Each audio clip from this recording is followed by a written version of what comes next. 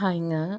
இது next day morning வந்துட்டு fresh ஆகிட்டு கிளம்பிட்டோம். என்னென்னு பார்த்தீங்கன்னா, கான்வகேஷன். எனக்கு வந்து நான் பிஎட் முடித்ததுக்காக கான்வகேஷன் வந்து கொடுக்குறாங்க காலேஜில். ஸோ அதுக்காக தான் ஃபேமிலி, நான், அம்மா, தம்பி, சிஸ்டர் 4 பேருமே கிளம்பிட்டோம். சிஸ்டர் என் கூட தான் முடித்தாங்க. ஸோ நான் தான் வந்து அம்மா வந்து பிரிஞ்சு பண்ணி கொடுக்கணும் அப்படின்னு சொல்லி கேட்டாங்க. நான் தான் வந்து சமைச்சேன். எல்லாம் ரெடி பண்ணி பாப்பா வச்சுருந்தா. ஸோ எல்லாருமே அப்படியே சாப்பிட்டுட்டு நாங்கள் வந்து கிளம்பிட்டோம். என்னோடய ஸ்டடீஸோட ஸ்டோரி வந்து ரொம்ப ரொம்ப இன்ட்ரெஸ்ட்டாக இருக்கும். ஏன்னா ரொம்ப ஸ்ட்ரகிளுக்கு அப்புறம் நான் படித்து முடிச்சிட்டேன். ரொம்ப ஹாப்பி, ரொம்ப இமோஷ்னலாக இருந்துச்சு அந்த டேவே எனக்கு. ஸோ என்னாலே முடியும்னா கண்டிப்பாக உங்களாலேயும் கண்டிப்பாக முடியும். ஏன்னா ரொம்ப இப்போ எனக்கு ஏஜ் வந்து 28.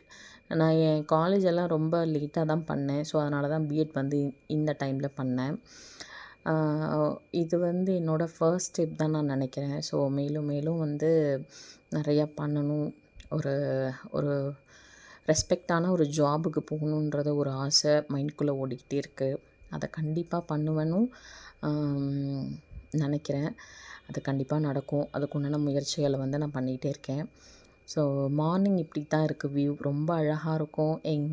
எங்கள் ஊர் க்ரீனரி. மழை வந்தாலும் அதிகமாக மழை இருக்கும், வெயில் அடித்தாலும் ரொம்ப அதிகமாக இருக்கும். ஸோ தம்பி வந்து ஃபோட்டோஸ் வந்து கொஞ்சம் எடுத்துகிட்ருந்தோம். அதுக்கப்புறம் ஆட்டோ வர சொல்லிவிட்டு நாங்கள் வந்து கிளம்பிட்டோம். எங்கள் காலேஜுக்கும் வீட்டுக்கும் வந்து ஒரு 5 to 6 கிலோமீட்டர்ஸ் தான் இருக்கும். ஸோ நாங்கள் அதை அப்படியே ஆட்டோலேயே போயிட்டோம். ரொம்ப நல்லா இருந்துச்சு. ஆக்சுவலி நான் 2024 பாஸ்ட் அவுட். 2 இயர்ஸ்க்கு அப்புறம் ஒரு 3 பேட்ச் சேர்ந்ததோடனே கான்வகேஷன் வைக்கிறாங்க. ரொம்ப ஹாப்பியாக இருந்துச்சு.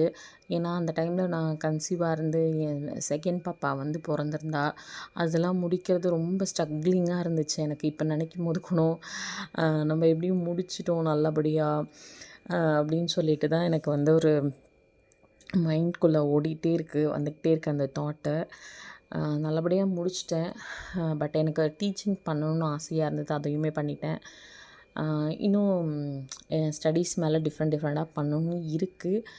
அதை பண்ணணும். கண்டிப்பாக பண்ணி முடிப்பேன்னு நினைக்கிறேன். நெக்ஸ்ட் வர வீடியோவில் வந்து கான்வகேஷன் வாங்கினது அண்ட் ஃபோட்டோஸ் அதெல்லாமே வந்து உங்களுக்கு நான் கிளிப் பண்ணுறேன்.